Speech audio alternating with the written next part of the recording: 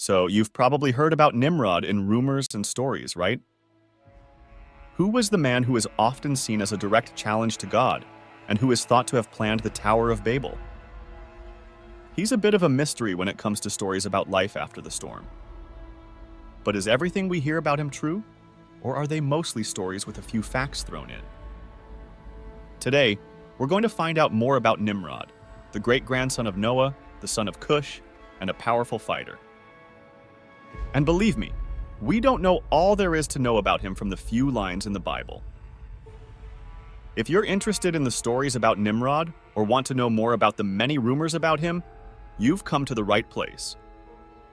This is the first part of a series on less well-known biblical people that you asked for. And if Nimrod's stories interest you, make sure to give us a thumbs up, tell us what you think in the comments, and tell your friends and family who might be interested in such an adventure. Are you ready to figure out what Nimrod is all about? Nimrod was also born to Kush. He was the first strong man on earth. Before the Lord, he was a great hunter. The books of Genesis and Chronicles talk about him. He is mentioned in 3 places in the Bible. Genesis 10.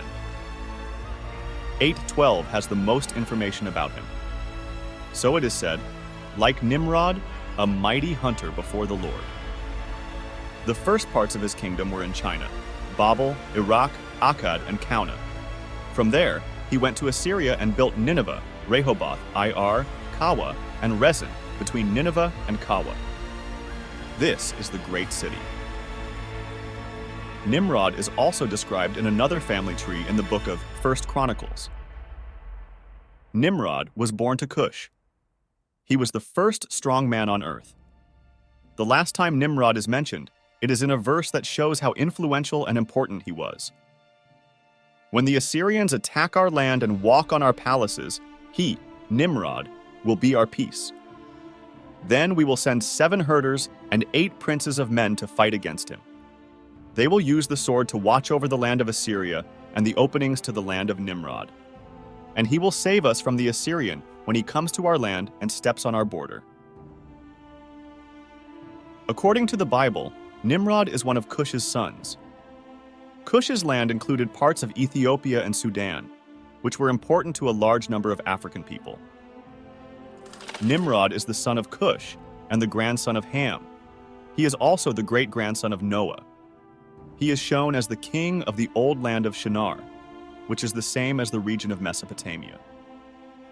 Also, he is thought to be the father of the Sumerians. The Bible says that Nimrod was a strong hunter in front of the Lord, and that he became a very important person in the land. Nimrod was said to have ordered the building of the famous Tower of Babel in later stories that were not in the Bible. According to this story, this effort led to the mixing up of languages, which led to the different languages that people speak today. It's important to know that we have a movie on our channel that talks about where languages come from. If you want to watch that movie, there is a link to it in the description of this content.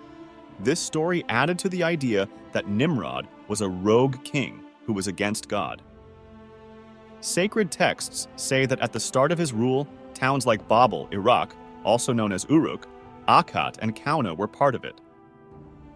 Even though he isn't called the founder of these towns, he is said to have been in charge of at least some of them, if not all of them. Because of a lack of clarity in the original Hebrew text, it is not clear whether he or Asher helped build Nineveh, Kassan, Rehoboth, Calah, and other towns in the area. As a possibly ambiguous reading of the text, he is also sometimes linked to the origin of the Assyrian people. It's important to note that Nimrod is not from the Semitic family, but from the Ham family. He is one of the less well-known sons of Kush, the son of Ham. Kush's other sons gave rise to different African countries in other parts of the world, like the South Indians, as well as many other peoples around the world, especially those with African roots. In this setting, Nimrod, who is called the first king after the flood in the Bible, comes to power. In Jewish and Christian stories, Nimrod is often seen as the leader of the people who built the Tower of Babel in Shinar, which is where Old Babylon was. But it's important to remember that the Bible itself doesn't say this link is true.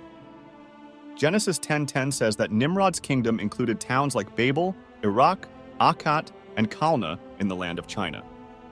An old historian named Flavius Josephus thought that Nimrod was probably in charge of building the Tower of Babel at first. He said this in this way. He, Nimrod, also said that he would get back at God if he decided to flood the world again. For that, he said, he would build a tower that the water couldn't reach, and he would get back at God for killing their ancestors. Book 1, Chapter 4 of the History of the Jews. This point of view is supported by the Talmud and other old Jewish writings, as well as by Flavius Josephus. Philo and Yochanan ben Zakkai, two Jewish scholars from the 1st century AD, share this view.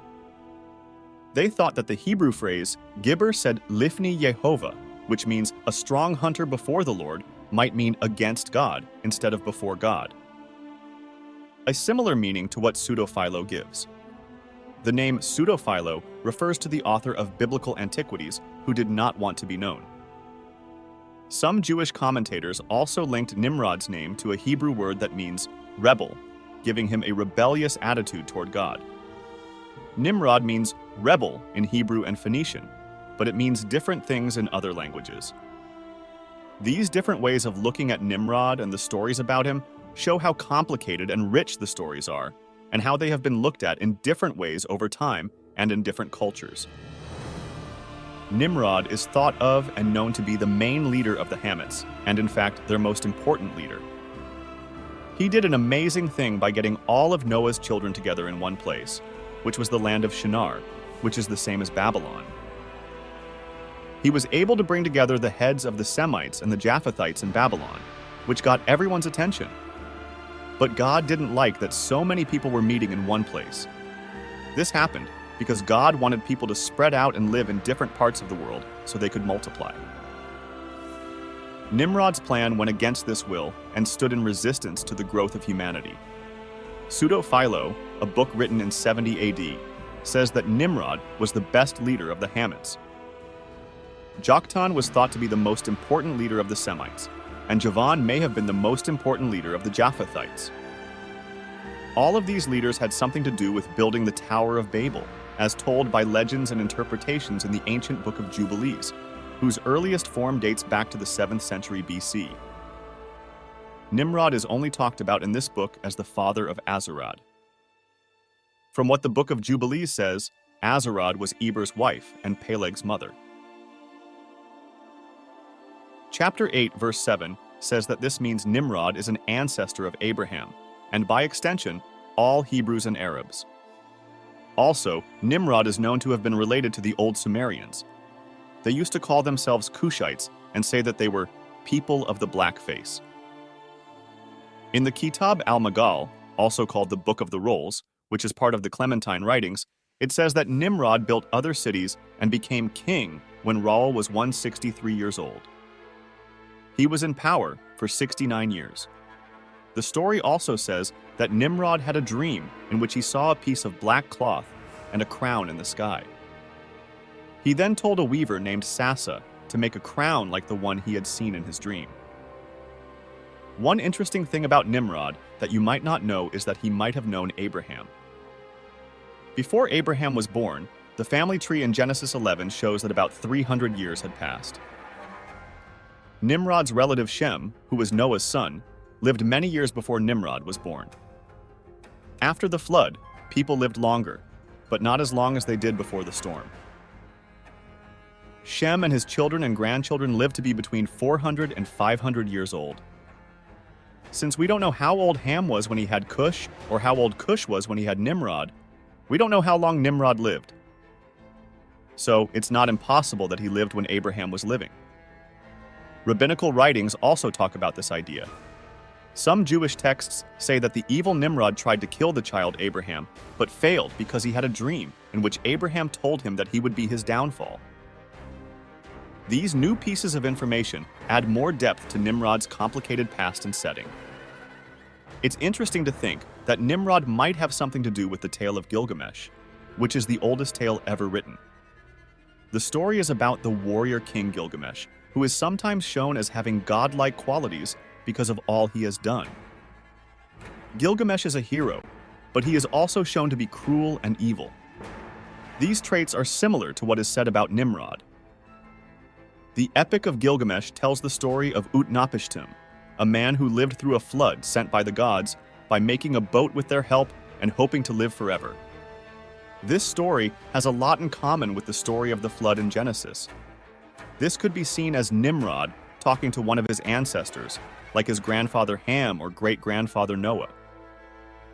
In another part of the tale, Gilgamesh goes out to kill the creature that caused the flood. This is similar to Nimrod's challenge to God. Even though Nimrod and Gilgamesh might not be connected in a direct way, it's possible that some kind of relationship between them affected parts of the epic. Like other people who came after Noah, Nimrod is shown as a cruel ruler. After the flood, God told them to move to different places, but many of them, like the Semites and Japhethites, didn't follow his orders. They didn't follow God's plan to make more people, so they stayed in the land of Shinar. I want to thank everyone who has watched the film so far and ask you to share our channel with people who want to learn more about sacred texts, ancient languages, and ancient cultures. Feel free to mention other characters from holy books that you'd like us to talk about in future videos. Keep watching the next movie, which is now showing up on your last screen. Have a good time and see you in the next video.